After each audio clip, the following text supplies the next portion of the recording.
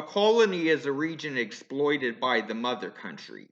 Such exploitation can be done by simply exploiting a previously existing society there. That is exploitative colonialism. It can be done by repopulating the colony with settlers from the mother country. That is settler colonialism. Or it can be done by repopulating the colony with surrogates originally from neither the colony nor the mother country. In the Caribbean, attempts at exploitive colonization were hindered by a scarce indigenous population that became scarcer through hard labor.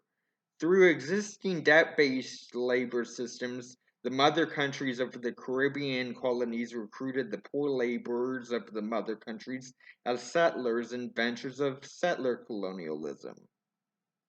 At first, the settler colonialists were at the brink of mass die-off as colonies kept assets in government hands. When this proved unfeasible, the settler colonists that survived the ordeal were rewarded with generous land grants, the basis of the plantation economy used by the mother countries to extract profits through trade controls.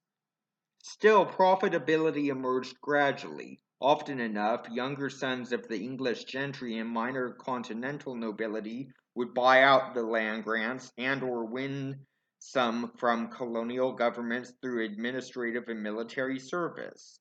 The buyouts would allow a middle class to consolidate property holdings into better capitalized farmsteads. Indentures promised poor settlers similar opportunities, but even after survival onto payday, planters often shifted indentured servants onto vacant or even hostile held land. And while mainland American colonies continued to operate thus, in the Caribbean, scarce land meant that the substitution of land payouts was done through cash payouts. So, what sort of society resulted? In the small Caribbean colonies, each island tended to have a main city that was the capital and port city. Prime real estate was nearby and partitioned into plantations. From there, the plantation economy expanded and gobbled up the island. Almost. The land furthest off from the main island city often hosted a poor white enclave. While such were a cost of business in a settler colonial way of running things, the new surrogate colonial methodology favored after Bacon's rebellion treated them as nuisances withholding valuable land from the plantation economy.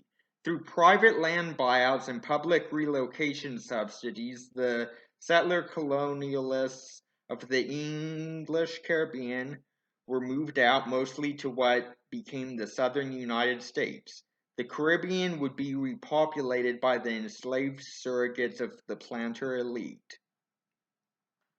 In the American South, the overflow of poor whites from England and its Caribbean colonies were organized into militia that forced the redistribution of land from Indians to themselves. The planter elite would buy out the seized land along the vast coast and upriver to the foot of the mountains. This allowed the successful to become a middle class at the geographical and social periphery of the planter elite. Those who did not acquire seized wealth were faced with a few choices.